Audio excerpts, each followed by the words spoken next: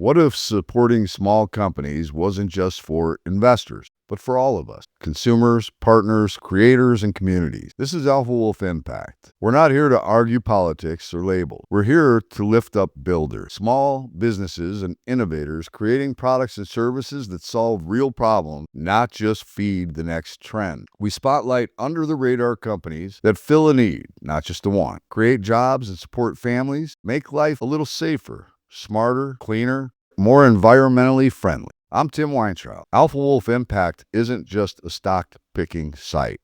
It's a movement. You can support these companies by how you buy, how you share, how you partner, and yes, sometimes how you invest. Together we help shrink the adoption curve for solutions that make the world just a little bit better. No matter who you are, where you come from, if you're tired of the divide and believe we win when we unite around solutions, you are in the right place. This is Alpha Wolf Impact. Today I'm joined by the CEO of Coya Therapeutics, Arun Swaminathan. Coya is a clinical stage biotechnology company focused on developing proprietary new therapies to enhance the function of regulatory T cells. They are currently developing multimodality TREG therapies for neurodegenerative, autoimmune, and metabolic diseases. Terrible diseases like ALS, dementia, and Alzheimer's. But I'm going to let Arun tell you more about that in just a moment. Hey there, folks. Quick disclaimer here. This is educational, informational entertainment. My opinions, not financial advice. I may own these stocks and come by and sell at any time. This isn't a paid-for promotion. If I've done consulting, it's separate from this interview. Full disclosure are linked below the video. Hey everybody, Tim from Alpha Wolf Capital coming at you with a follow-up, and it's been way too long for this one because there's been a tremendous amount of news flow and we haven't really been able to talk about it until now. But I've got Arun Swaminathan from Coya Therapeutics, and this is a near and dear one to me because it addresses a disease that I've been seen up front and personal, and it is a horrible disease, dementia. And Arun, thanks for coming in, man, and doing this, giving us an update. Always a pleasure to talk to you. So listen, there's been so much news flow since we last did this. I think one of the most recent things I saw, which was the quote unquote capital raise with Dr. Reddy. As I look at it, maybe you can tell me if I'm all wet or if I'm kind of on the right track, but Dr. Reddy was your partner and they have given you quite a sum of money up front to develop this program for a specific use, right? But they're your like part, and they have a licensing agreement with you, right? Yes. Now, you had some data come out that was actually very positive. It basically shows that you help slow the progression of certain diseases, right? That stabilize them. So then Dr. Reddy, as I see it, says, wait a minute, we're partners with them on this one indication, but we would like to own shares of the company, right? Does that sound about right to me, or am I wrong? No, you're right. Dr. Reddy's, as you're aware, is our licensing partner for one indication for ALS in majority of the global markets. And that was a non-equity partnership, right? Until recently, Dr. Reddy's did not have an equity position in Coya. What we had was a royalty structure and a milestone structure. And as you pointed out, they've been wonderful partners, not only from a financial perspective. As you pointed out, we have received non-dilutive money from them on a steady basis, but we gained so much else from them as well: manufacturing expertise, regulatory expertise, and just having a $13 billion company behind us is wonderful in itself. And now I think what they have done is, yes, Yes, from a technical perspective, it is a capital raise, Tim, but I would frame it a little differently myself, because it is not like we went out to the market to go raise money. This is a little bit of a different situation. Here we have a strategic partner that's already going to commercialize one indication for us that is simply saying, hey, I really believe in the potential of Coya 302 in ALS. And as you point out, it's their analysis. I don't want to speak for them, but maybe they looked at the other indications and the potential as well and said, it makes sense that we help you, Coya, accelerate and be ready to commercialize this thing with the manufacturing side. And that to me says that they feel as confident now as we do that we have a product in hand that has the potential to really change the treatment paradigm for patients with ALS initially, and then other indications like FTD as well. So they've helped us out financially to accelerate this manufacturing tech transfer, which is really moving our manufacturing to facilities in the Western Hemisphere, US, Europe, etc. We haven't yet disclosed where we're moving it. That makes it more friendly with the FDA, where these sites are more FDA approved or FDA inspected. So it minimizes our risk, never removes the risk, just to be clear, minimizes the risk that when we are filing the product with the FDA and with the European agencies, it's up to standards, right? So, and that's really what this investment is about. It's about moving and accelerating and being ready. And I can't speak for Dr. Reddy's, but nobody invests in a company unless they believe in the product. And they are quite familiar, and they're quite familiar with our product, as you can imagine, having been our partner for the last almost 2 years. And so I think I view that as a very positive investment from them. And this is not a capital raise in the classical sense. I know from a legal perspective, it is a capital raise, but that's not what it is. That's how it had to be classified. However, It has as to, I yeah, would look at because it, look, it is an opportunity to have your partner become also an equity holder. yes, exactly. And it's not something a company like Dr. Reddy's, I'm sure, did lightly. They did their analysis before they made that investment. It's not something they commonly do. Now, I don't know their history, but I don't think they have done that type of investment in too many companies. So I view that as an honor and a privilege that they believe in Coya. They believe in our product in Coya 302, and they believe that together we're going to create a lot of value for our stakeholders, right? And so that, to me, that's an extremely positive partnership signal from them. And I'm very thrilled to have them as a partner. We couldn't ask for a better partnership at this point. And also, I want to point out that again, we did not, this was not there were no banks involved, there were no brokers involved. So we didn't go out there to go and market this as a financing deal. The only other person that was included in this is our largest shareholder, Greenlight Capital, Which is the right thing to because do.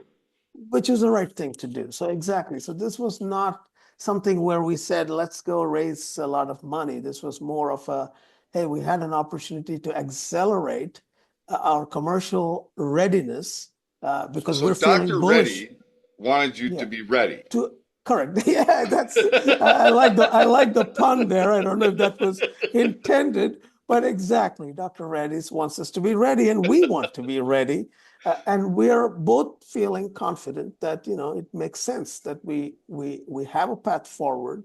We have a good shot at being able to commercialize this product, assuming data is good, obviously, and we'll have to have those discussions with the FDA at the right time. But we feel confident that we could have a product that could get to patients in a relatively reasonable time frame, and we got to be ready for it. So that just signals confidence from both parties. So I think that's what this is. It's not your I think it classic was capital misinterpreted by the raise. street. I don't think they really got it, but and that's really why I felt it was kind of important that we because I wanted to clarify that I had it right too, but to me, this was a very positive development in my mind, right? In my mind as well. And I think, yeah, exactly. I mean, and but we did exchange shares for dollars, and that by definition is a capital raise, I guess. So Yes. yeah. So I mean, Well, I'm glad we have clarity on that now. The data that you had come out was positive data, right? I mean, you just had, and let's talk about. So somebody won a Nobel Prize over there, right? That yes, happened. That also happened. Can you share that maybe real yeah, I quick? think that happened since we talked last time. You're right. I mean, it was in October, which is when the Nobel Prizes are awarded. The Nobel Prize in Medicine and Physiology went to Dr. Simone Sakaguchi, among two others as well. And Dr. Sakaguchi is on our scientific advisory board and has been on it since the formative days. And the Nobel Prize went for his work around his discovery. He's the person who discovered regulatory T cells and the work around it, and it's linked to FOXP3, et cetera. But the bottom line is that the Nobel Prize went to science that Coya is Using. following. Our whole scientific approach is to regulate the function of Tregs, restore the function of Tregs. And by restoring these brakes or guardians, whatever you want to call them, we're able to restore homeostasis or put back the balance in the immune system, right? And autoimmune diseases, neurodegenerative diseases, they are because the immune system kind of attacks our own cells. They're attacking our nerve cells in the case of neurodegenerative diseases, which is what leads to the progression of these diseases. So we believe that by addressing Treg dysfunction and addressing neuroinflammation, we can stop the progression of diseases. So between Dr. Stanley Appel's work that showed the link between Treg dysfunction and neurodegenerative diseases and the Nobel Prize in Tregs, we're pretty honored. We're standing on the shoulders of scientific giants. Our science is quite validated.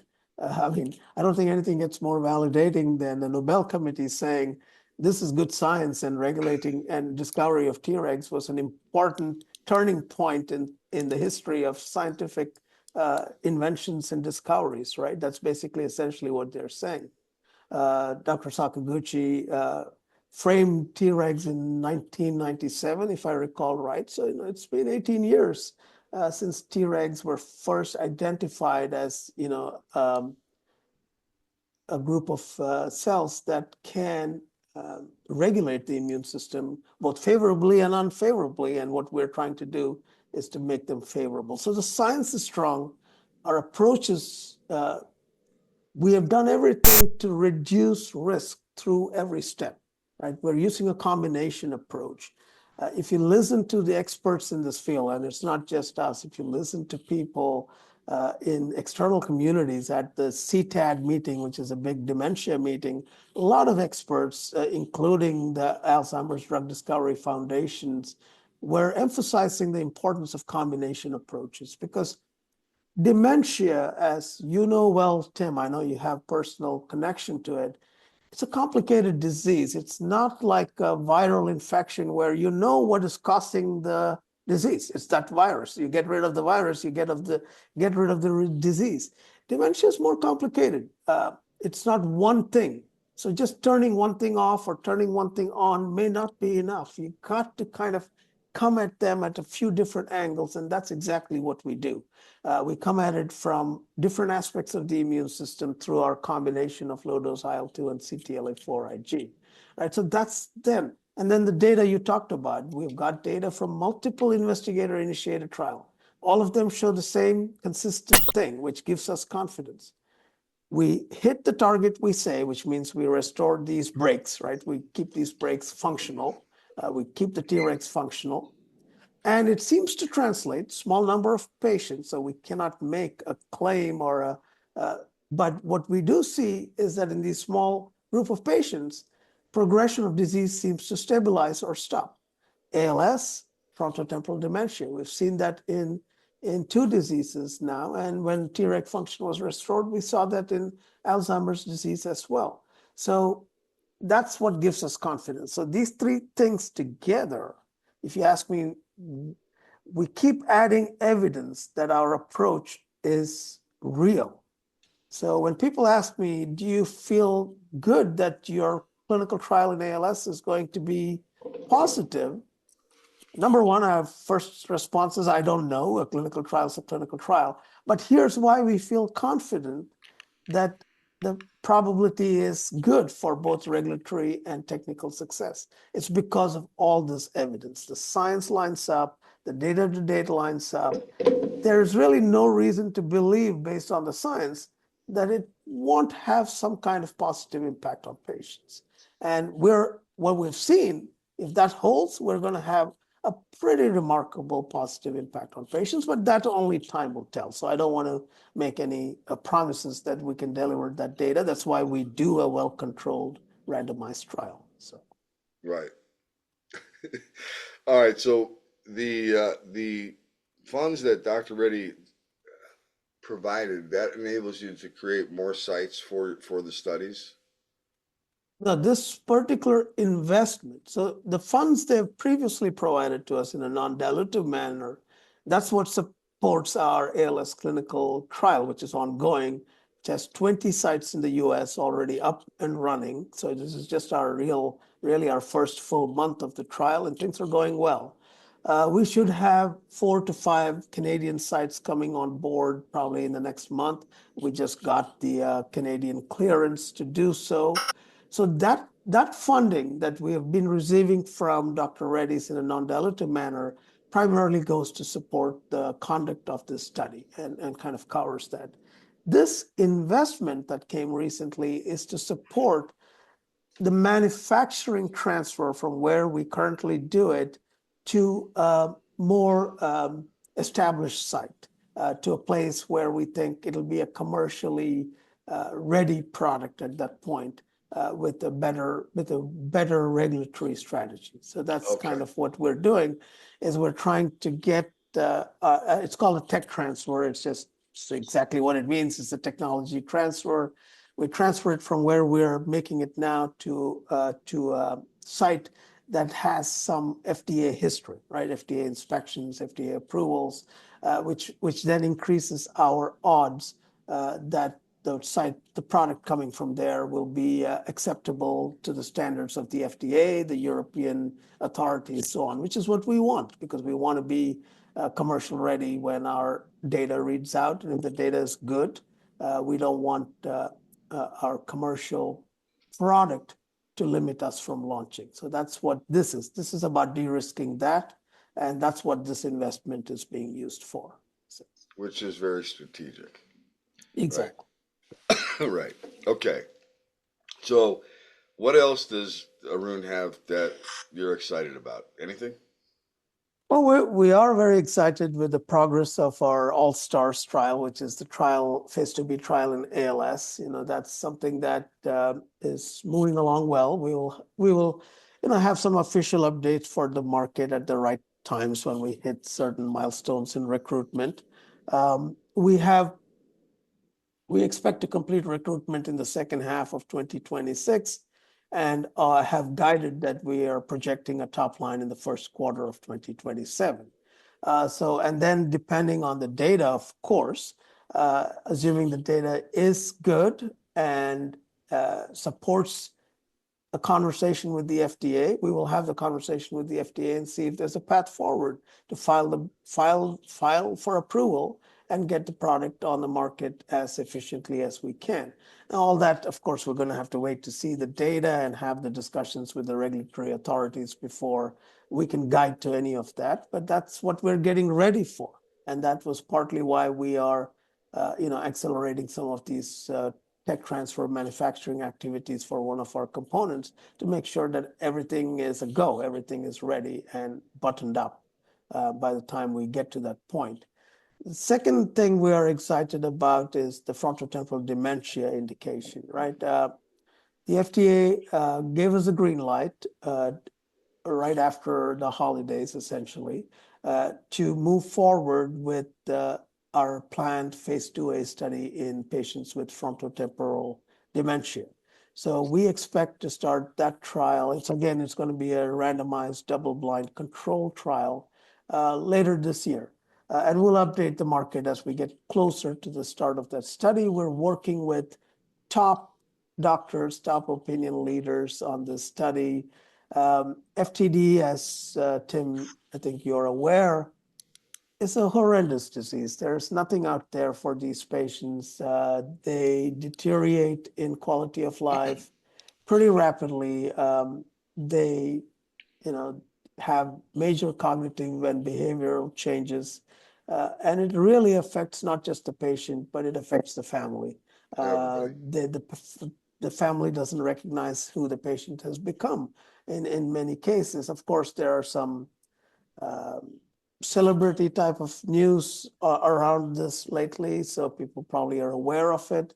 But it's a sad disease, and anything we can do to make a dent in that would be remarkable, would be so satisfying for us at Coya. So that's the second disease that kind of, if you have to look at it from a priority, ALS is our lead indication, FTD is the second one, and so we're pretty excited about that as well.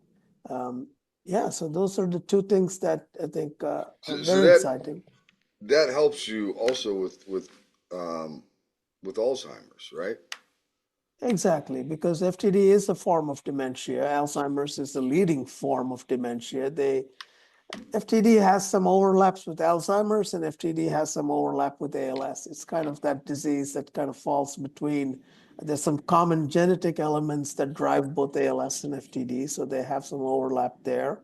But the symptoms and some of the cognitive changes that you see in FTD are along the lines of Alzheimer's disease. Some of the scales, for example, endpoint that we looked at was something called CDR-FTLD, which is an adaptation of the Alzheimer's endpoint, right? CDR, a sum of boxes, is the Alzheimer's. It's just that we have a behavioral and speech component to the FTD, which is not there in the Alzheimer's measurement. So yes, it's kind of straddles both worlds. And we are excited about potential in Alzheimer's disease as well with our Coya 303, which is the GLP-1 combination. We are awaiting the full readout from the EVOKE and EVOKE Plus trials from Novo Nordisk. But even outside of Coya 303, I think combination of our Coya 301 with other Alzheimer's or even autoimmune assets intuitively makes sense, scientifically makes sense. So between Coya 303, where we would kind of have having those conversations with GLP-1 type companies, and Coya 301 plus other agents in autoimmune or in Alzheimer's or other spaces that make sense, I continue to think we have a great potential in potentially business development partnerships in 2026 as well, because the science makes sense. We approach the immune system differently through Tregs and restoring Treg function. And some of these other agents work differently. And as I said before, with neurodiseases, autoimmune diseases, one size doesn't always fit, right? You got to kind of hit these diseases through multiple angles. So I think we provide a really strong combination agent in Coya 301. We're adding, in our case, we have ourselves pursuing the GLP-1 combination, which we call Coya 303, but also other combinations opens the avenue, opens the doors for potentially some exciting scientific approaches in combination. So we'll continue to pursue that. So I remain excited about that for 2026. Our partnership with Dr. Reddy's excludes a couple of markets, but one major market, Japan, is still ours. So, you know, I think there are opportunities there for us to have dialogues and discussions with Japanese companies on potential Coya 302 rights in Japan, which is the second or third largest market, depending on how you look at it. If you look at the European Union as one market, then Japan is number 3. if you look at it by country, I think Japan may even be the second, right? So it depends on how you classify Europe as whether it's one entity or you break it Right. down into the countries. But Japan's a significant market for ALS. It's a country with 100 million plus population. ALS incidence rates of ALS are not different across ethnicities or countries or geographies. They're more or less the same. So you would expect a good amount of market in Japan as well. So that's an area that we would, I think in 2026 we'll start focusing on as well. So lots of exciting things going on at Coya, and we're well capitalized. So we have the cash to take us past the top line readout for ALS, and we have guided that our cash takes us into second half of 2027. So we're in a good position, and so I think I feel like we can't. I feel like we're in a very good position as a company to drive forward. So I'm excited about a lot of things, Right. Tim, as you It's could just a tell. matter Yeah. of it's a matter of patience right now, right? I mean, it's a matter of patience.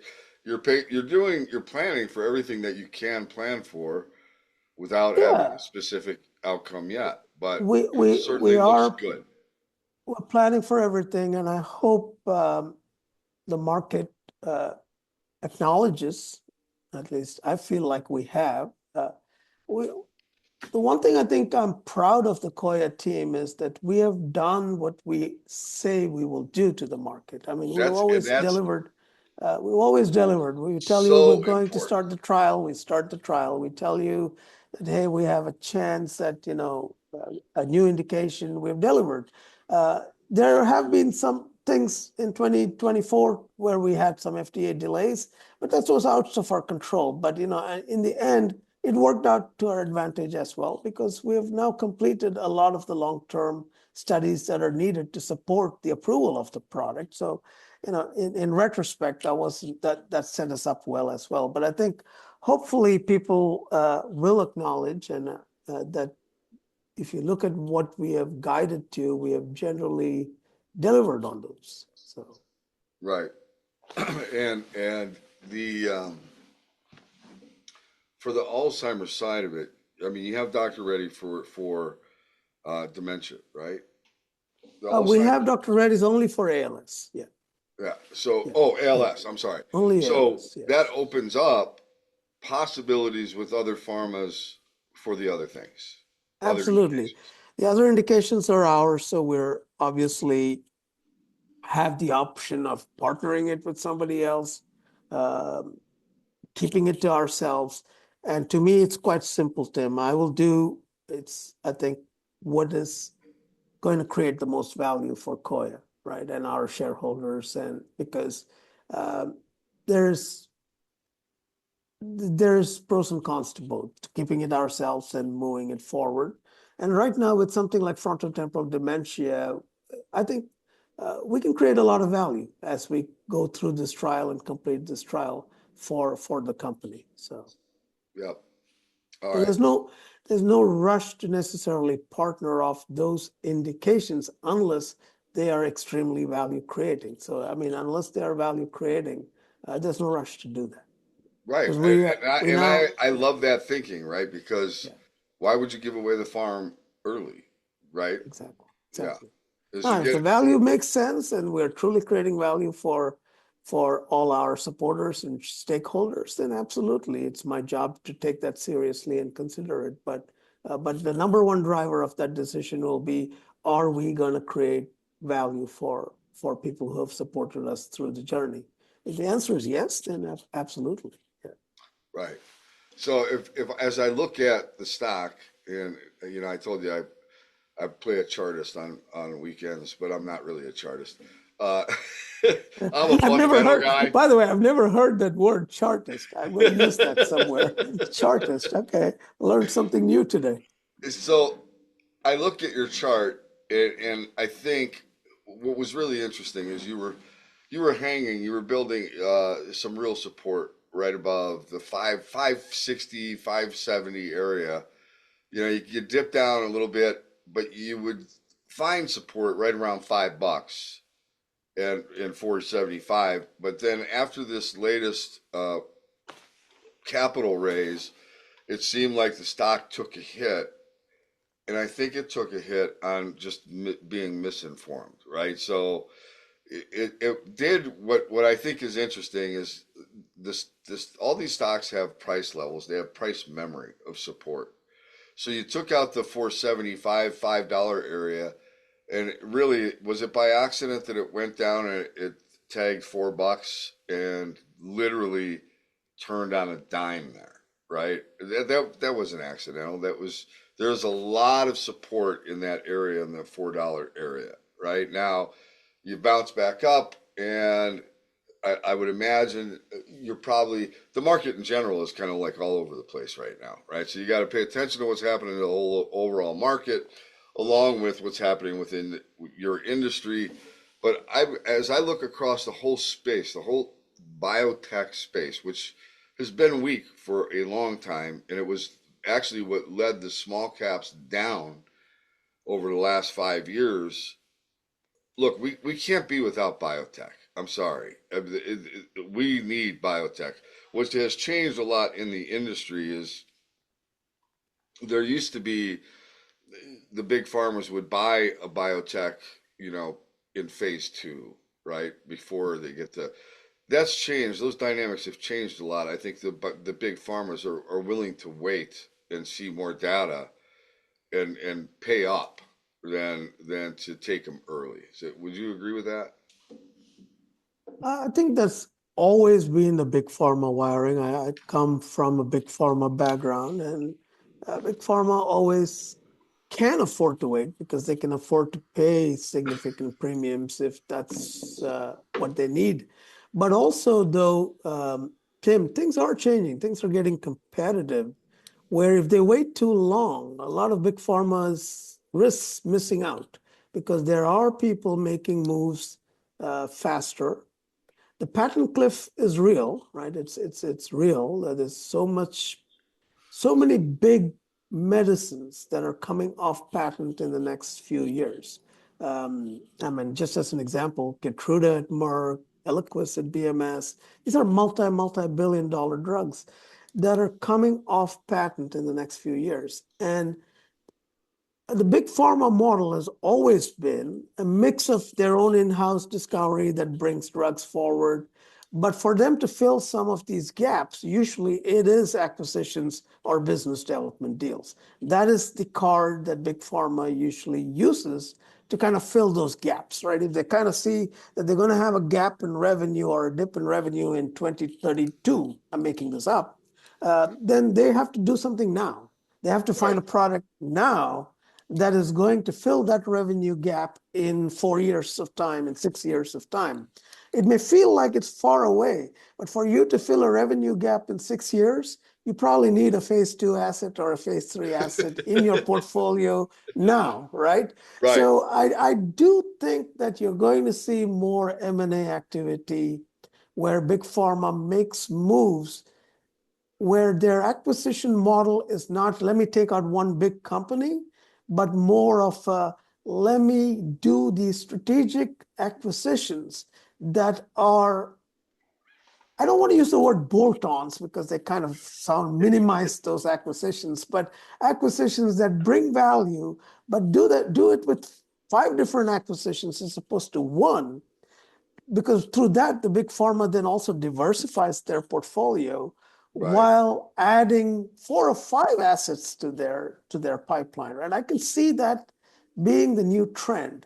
And there's increasing pressures coming from the middle cap, when I say big cap to middle of the big cap companies. Like you're seeing um, even Indian companies like Sun Pharma is making bids of $10 billion for Organon, right? So you're going to see that kind of competition come in as well. So it may not be easy for big pharma to just sit on the sidelines and say, let me wait till I see the full data. Let me see if FDA approves the product before I acquire. The product may not be available at that point. Right. Now, again, this is me speaking. I understand. I don't have a crystal ball to tell you if that's how big pharma is thinking about this, but it just seems to make intuitive sense that uh, and big pharma always follows multiple pathways, right? They wait for some things, they make a quick bet on some things, they even make bet on preclinical assets sometimes. So that's how they have been successful doing this. And then, of course, I think neuroscience. I do believe, and I'm not saying this because Coya is a neuroscience company, is the next frontier. Because if you think about it, last decade was the oncology decade. Companies that had oncology assets uh, where most of the deals were happening, whether business development or acquisitions, because there was a lot of unmet need. There continues to be high unmet need in oncology, but the market has the combination approach that now neuroscience is starting to recognize happened in oncology 10 years ago, 15 years ago, right? With the PD-1s coming out and all this stuff. People said, first of all, oncology and cancers are an immune disease, not just some random disease, but they're immune. Neuroscience is there now. They're finally recognizing that a lot of these neurodegenerative diseases are immune driven.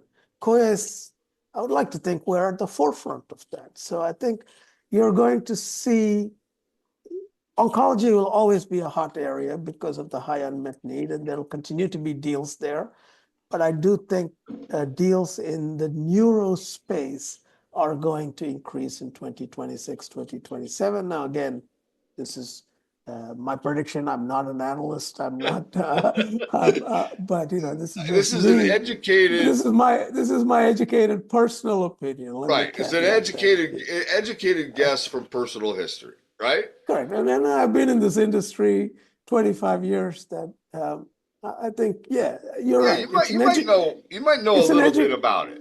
it's an educated guess. It's not just a wild guess from me. Yeah, exactly. Yeah. So, Yeah. you actually made me just think now because I wouldn't have thought about it this way, and I don't pay enough attention to the industry to know that there's some big drugs that are coming off patent, right? Yeah. But what does that mean for these big pharmas when those big drugs come off patent? Look, I don't want to speak for them, but as just as an observer, what I can say is, well, when you have big drugs that are making 10 billion, 8 billion, 5 billion coming off patents, you got to fill that revenue gap. If you don't, your earnings is coming down. It's just simple math. I mean, right? Because as soon as those Which means, yeah, as soon as those patents as expire, patents expire, sales drop, especially if they're small molecules, sales essentially plummet, right? Because the next day somebody launches it and you lose like 80% of sales in small molecules. Biologics are tapering off sometimes slower because of just being a biologic, but they still lose significant share. So to fill that revenue gap, you have to have something that is ideally launching a year or two ahead of that gap, right? Because that's kind of how you could. It's just math. I mean, it's not rocket science. That's the only way you can offset a revenue loss is by having something else pick up that revenue, or right? at least something else that picks up enough of that revenue and signals to the market that it will fill the gap in a year or two. And then usually the market tends to be patient with that, right? They can see that the gap is going to get filled. So I do think the time yeah, and this, I just named a couple, but I think if I'm going to misquote the number, but there's 30 billion in revenue that is coming off patent in the Wow. upcoming years. Now, I don't hold me to that number, but this is based on analysts and experts, banking experts, and others that have made comments. That's a significant amount of dollar value uh, that's coming off a potential revenue cliff, right? There's a potential revenue cliff, and big pharma typically fills those cliffs by acquiring assets or partnering with assets, because that's the quickest way to get into a product that can launch in 3 or 4 years or 2 years or is about to launch, or because if you're starting in the lab and discovering stuff now, that's not going to fill that gap. You got to continue to do that, obviously, with the future in mind, but that's going to take 8 years in the pharma world before that gets to a place where it's filling your revenue gap. So I do feel that, yeah, so I know we're not talking about Coya now, but I do feel at a macro level, there are things that are going to drive urgency for certain companies, maybe to take some moves that they normally would not have, and might have waited till they're de-risked and all that kind of stuff, right? So, I mean, that it makes so much sense. I mean, if you just think back to how long this downward cycle has been in the biotech space, you would I have to believe that we are close to that place, because we haven't seen a tremendous amount of mergers and acquisitions. We haven't seen a lot of that, really, yeah. have we? No, I think it's been a slow M&A period. Yeah, And again, I'm no expert, but I don't think mega mergers are likely to happen. I mean, those big mergers where Glaxo merged with SmithKline, and right. they could happen still, but I think, I think they would have a lot of regulatory hurdles to get through. I mean, but I also think that I think big pharma's thinking is more along, hey, why not make a series of small acquisitions Yeah. that can still get me that same accretive value, right? Again, I'm speaking out of turn and out of place I got here. it. This is I'm not not, I'm this is not, not I'm not financial advice from Arun. correct. Yeah, yeah. Just to be clear, this is just me sharing with you how I think the macro environment may work, but I could be completely wrong. So Yeah, well, I can say that from my perspective, we go through cycles, right? So there are sometimes the cycles last longer than others, right? But we always go through a cycle. Like small caps were out of favor for a long time. I mean, yeah, but now if you look at the overall market and you say, how are these mega caps doing right now? Okay, the Magnificent Seven, right? mhm. How much further can they go up? I don't know. Can they just keep going forever? My history says that's typically not what happens, right? You get to a point where you're overvalued and there needs to be a resetting. And when that resetting happens, all that money that comes out of those overvalued assets has to go where? They have to go to somewhere because they have to stay fully invested. So Yeah. where does it go? Well, probably to the area where there was no investment going on for the last 7 years, right? So that's why we go through the cycles. One gets overdone, and then the money has to come out of there. It comes out. Where does that money go?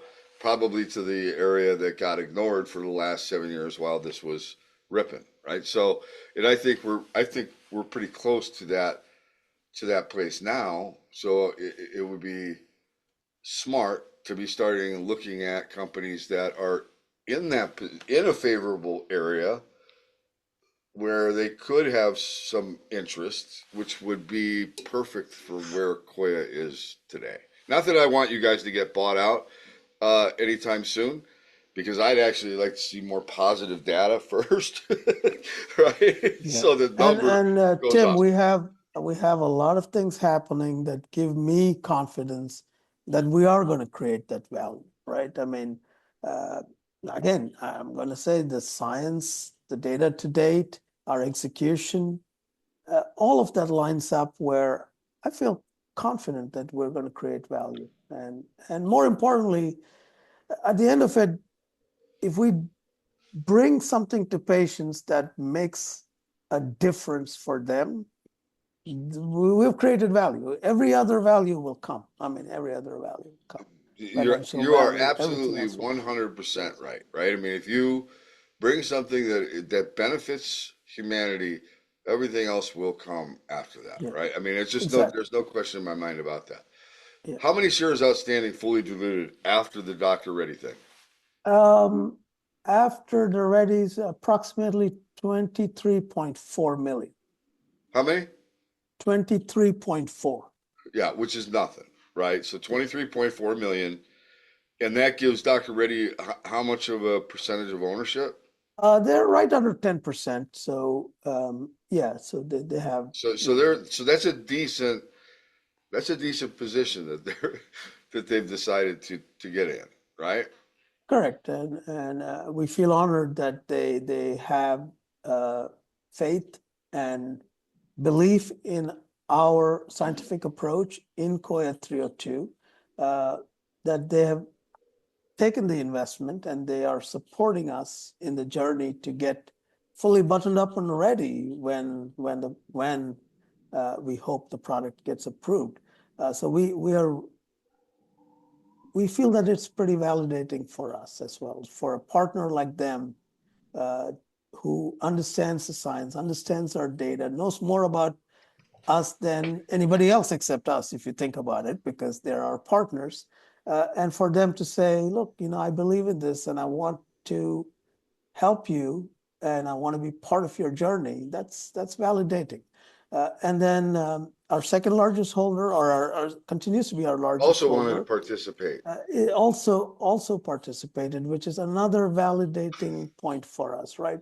David Einhorn and Greenlight Capital continue to be right under that 10% as well. So between Dr. Reddy's and Greenlight Capital, we have approximately 20% between these two very Very steady strong holders. hands, right? And very strong holders.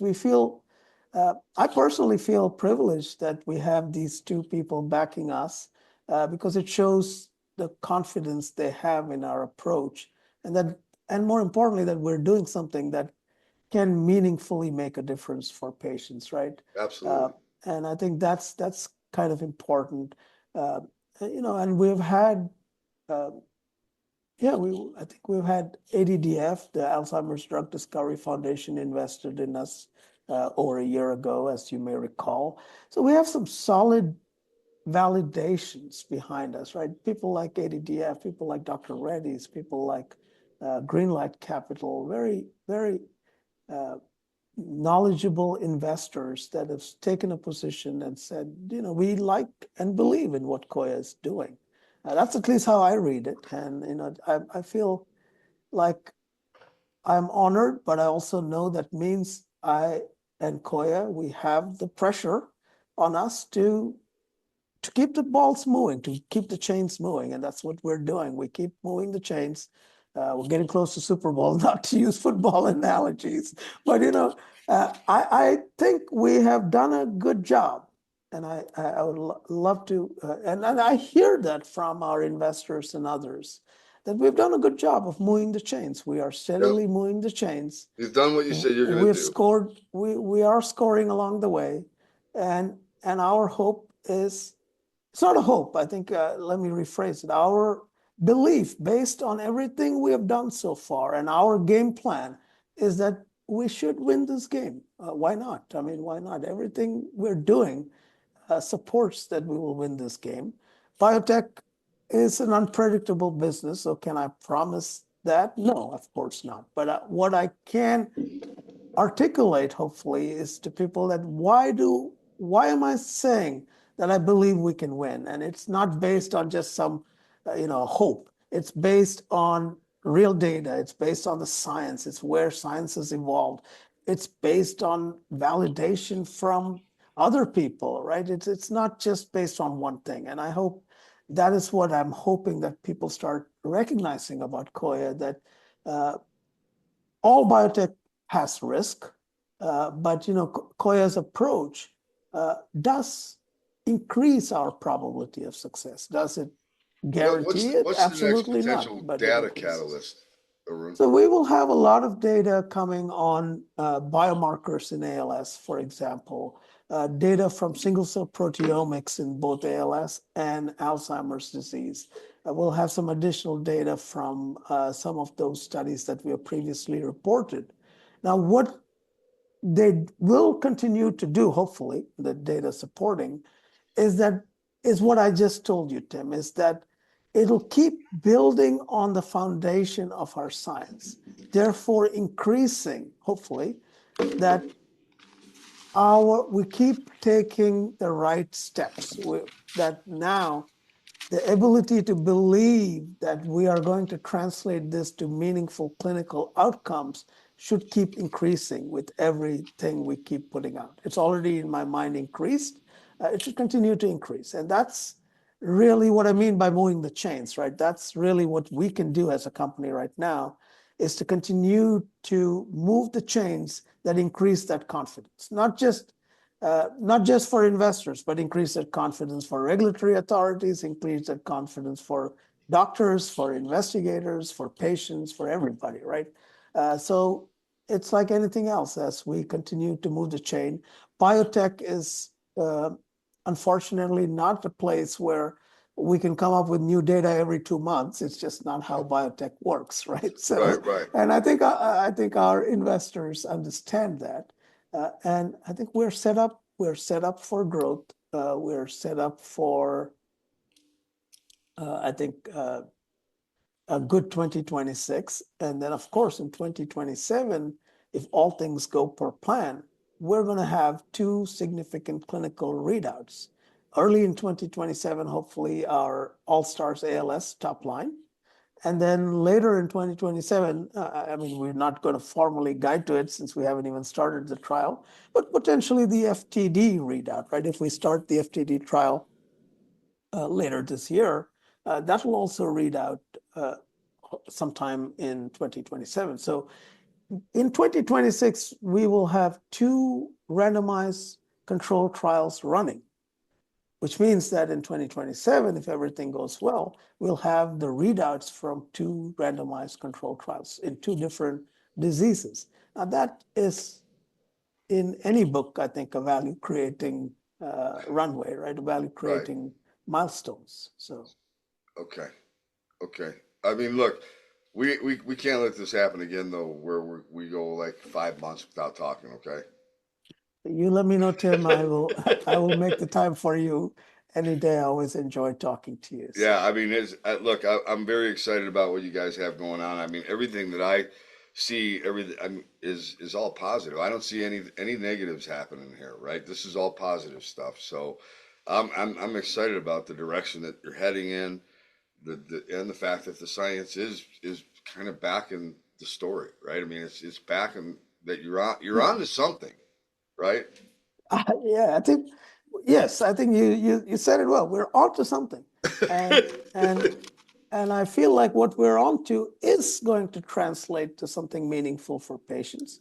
Now, of course, time will tell, and we can't make that claim until we actually complete the trials, see the data, talk to the regulators. There's a whole bunch of things that we have to do before we can declare that we have delivered. But yeah, you said it. We're onto something. I think that's As a I nice as I way look to. at this bio compared to other bios, you guys are, it's such a different picture from most bios, right? They don't have a partner that is as ingrained this early on, right? And willing to help fund things, and the data, I mean, no safety issues at all that you were a surprise, right? I mean, everything is progressing what appears to be extremely well, right?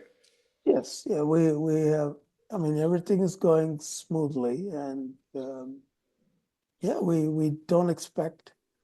Um, I mean, yes, I mean, so far what we've seen in safety with this combination has been pretty unremarkable. Mostly what we see is injection site reactions, which is expected when you inject something that at that site there's a little bit of irritation, but we haven't seen any serious adverse events in those studies. And we have a study ongoing. Of course, that safety is a key part of what the FDA looks at. Yeah. And because of our approach where we're using a low dose of an interleukin 2, which has been studied in multiples higher, 40 times, 50 times higher in oncology setting. Again, it's back to the science. We're not saying we're saying based on science that, if I'm using a dose that's 40 to 50 times lower, and there's data on the higher doses, then the likelihood that we're going to see something surprising and quirky at a lower dose is unlikely. So, right? And that's why, but we are doing the clinical trials because that'll answer those questions. So that's kind of what gives us confidence that, the data to date shows potential for efficacy, and the data to date and the science supports that there shouldn't be any surprising safety signals. So that's why we do the study. So I want to caveat that, saying we will obviously see what happens in the trial, but there's no rationale to believe anything quirky is going to happen. And that's when I say that, look, our confidence in the ability to deliver something for patients is based on science. It's based on these types of things. It's based on the data. It's based on the science. It's based on the mechanism that we think that why not? Why would we not work, right? I mean, And you're taking the steps to get ready for those things. I mean, I just think this is a very well, there's a well. very rigid regulatory pathway, right? I mean, it's not we have it's not like, unlike other industries, we don't get to the market unless FDA and other regulatory authorities scrutinize the data both from a safety and efficacy perspective Right. and come to the conclusion that the risk-benefit ratio favors the benefit, right? That's really the analysis the agencies do. Of course, I mean, that we have to wait for the full data before we know the answer to that question. But that's why we do the trials, right? That's why we do the trials. And then we'll have the conversations with the regulatory authorities at the right time along the way as well. That's part of the process. That's not unique to Coya. That's what every company does. And of course, we're going to listen to what the regulators have to say to us and take that seriously one way or the other, right? So. Yep. And I mean, everything is progressing in the right direction. That's the easiest way to say it. This is one that I think people should pay attention to. This is also one that, I mean, look, people right here, I don't tell anybody what to buy or sell, Arun. That's not my thing. I just share the story, right? But as I look at where the stock price is, where did Dr. Reddy purchase the shares at? What was the price? At Do you know? $4.40. Okay. So, I mean, look, I would say this is a very interesting area. If you're not in the stock at all, this would be an interesting place to dip your toe. And if you are in the stock and you believe in the long-term vision of where this is going, this is probably not a bad place to add to your position. That's what I would say. And I think this is going to be a long-term. I mean, this is an investment. This isn't a trade. I don't, that's, I guess I would say that. But this is an investment in a space that can be very scary for people that don't know biotechs. But I would say this one has been managed for risk extremely well. Is that fair to say? I believe so. I'm glad to hear you say it. Yeah, I think it has been managed for risk extremely well. And this is a big one. This is a big disease. And what is the estimated TAM for this, Arun? So ALS, I'll start with one disease at a time. ALS alone, Tim, has about 30,000 patients in the United States, 6,000 new patients diagnosed every year. So ALS alone globally can be a $2 to $3 billion market. Okay. In the US alone, over a $1 billion market. Okay. Frontotemporal dementia is similar.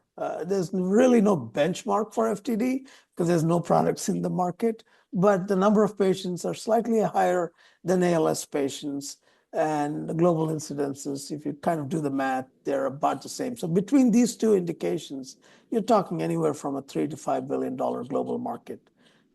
And then if we get to Alzheimer's, which is a much longer path, then that's a 10 billion plus market. It really depends on the profile and the type of Alzheimer patients, but it's too premature, I think, for us to start factoring what the sales potential in Alzheimer's disease will be, because we first need to generate a lot more data before we do that. But Alzheimer's disease in general as a market is a probably 10 to 20 billion market, right? I mean, and that market's just getting started with the launch of the biologics, Leqembi and donanemab and those kinds of drugs. So Okay.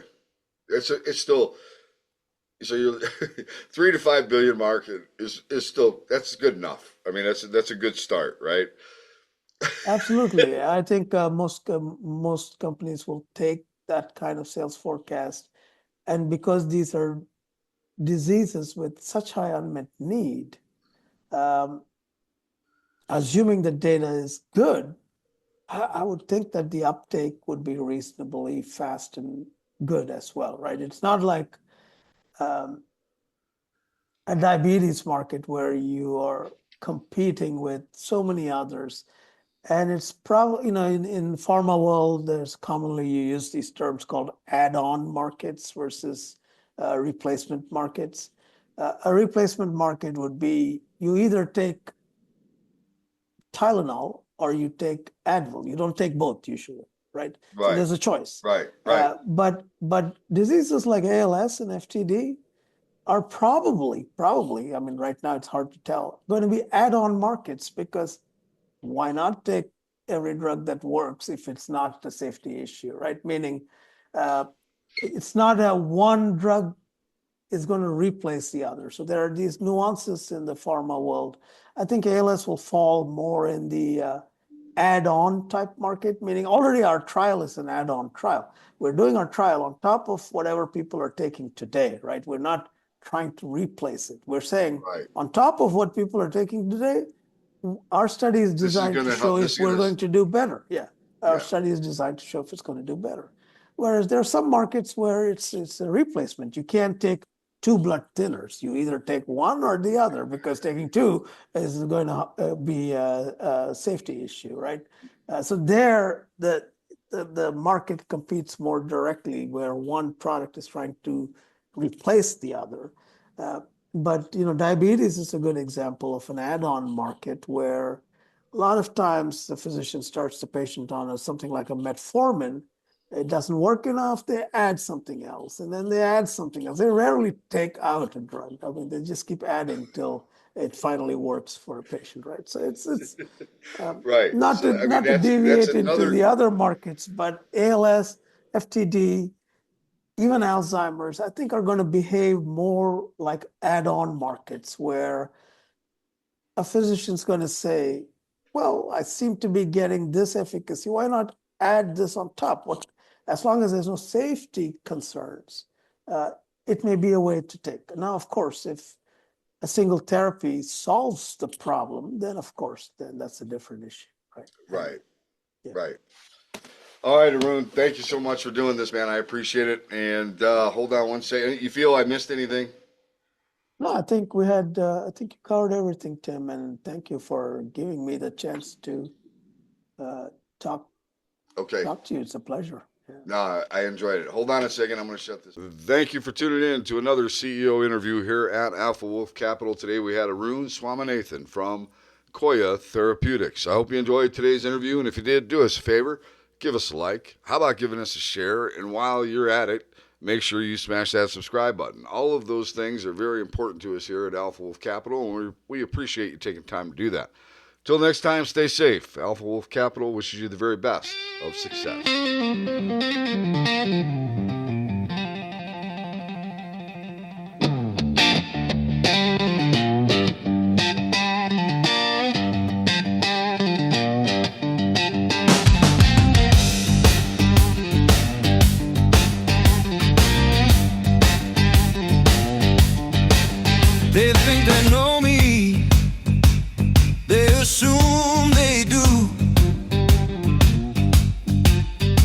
courage, my character, my past mistakes is nothing new. In their eyes I'm defined by what I've done before. But I fought through hell, kicked down every door. I'm the alpha wolf, my impact starts right here. Not the monster you claimed, I won't bow to fear. My scars are real, I've slayed my own demons in the night. My actions speak louder, shining ever so bright. Been a lone wolf, walking my own way. Easy to take the dark path, let my spirit sway. But the high road calls a harder climb, it's true. I won't give you the power or let your walls break through. I'm the alpha wolf, my impact starts right here. Not the monster you claimed, I won't bow to fear. My scars are real, I've slayed my own demons in the night. My actions speak louder, shining ever so bright. I will be a better friend than you'll ever be to me. I'll help all those who strive to set the world free.